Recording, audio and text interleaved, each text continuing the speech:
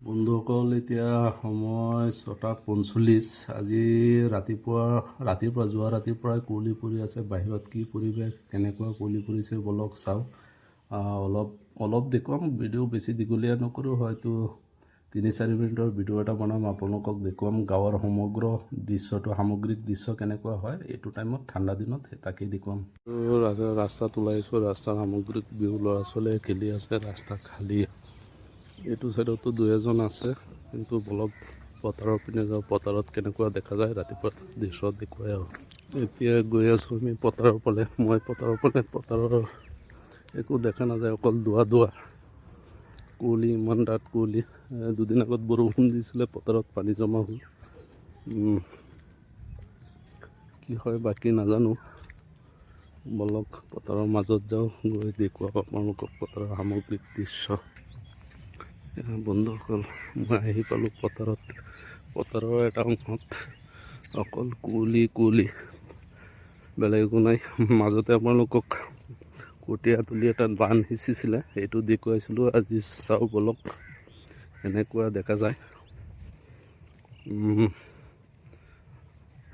কঠীয়াখিনি গজিছে, কঠীয়া তুলিত গৈ আছোঁ, কঠীয়া তুলি দেখুৱাম আপোনালোকক। আৰু 15 দিন তাৰপিছত ৰেডি হৈ যাব ৰুবলৈ।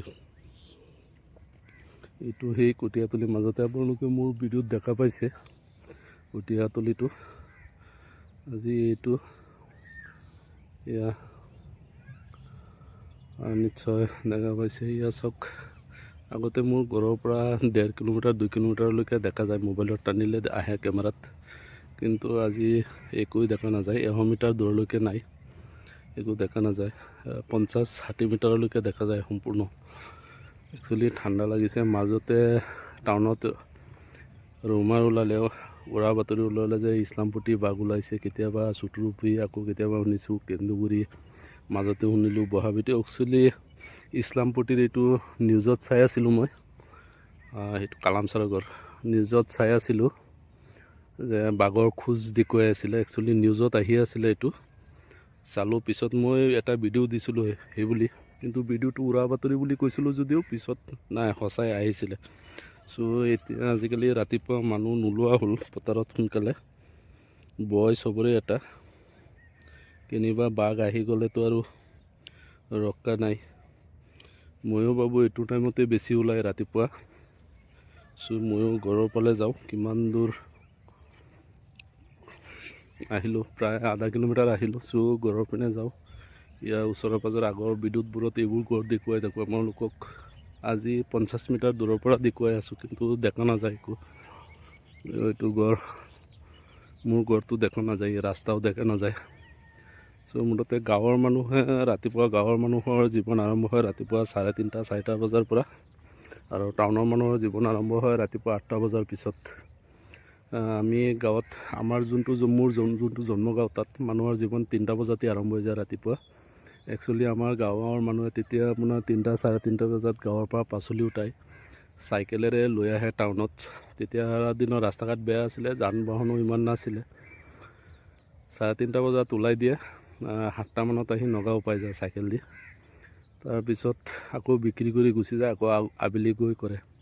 গতিকে মই ভাবোঁ গাঁৱলীয়া মানুহৰ জীৱন ইমান কষ্টকৰ, তাৰ যিমান কষ্ট গাঁৱৰ মানুহে কৰে, তাৰ 50% কষ্ট হয়তো টাউনৰ মানুহে নকৰে। যিমান কষ্ট কৰে সেই অনুপাতে গাঁৱৰ মানুহৰ উপাৰ্জন নহয়, কিন্তু টাউনৰ মানুহে কম কষ্ট কৰে, উপাৰ্জন বেছি।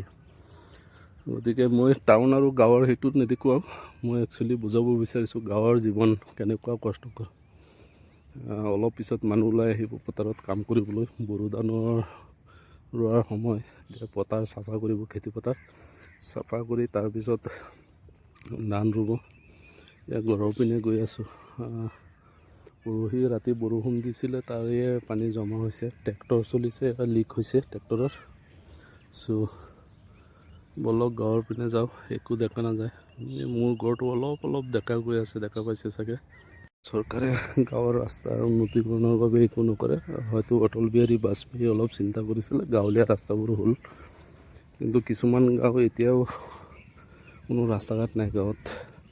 কিছুমান গাঁৱত আকৌ দেখা পাইছোঁ চৰকাৰে অঞ্চল বিশেষে চব অঞ্চলত নহয়, কিছুমান অঞ্চলত এটা বিশেষ সম্প্ৰদায়ৰ মানুহ থকা অঞ্চলত পথাৰৰ মাজতো ৰাস্তা বনাই থৈছে, যোনবোৰ ৰাস্তাৰ কোনো দৰকাৰেই নাই।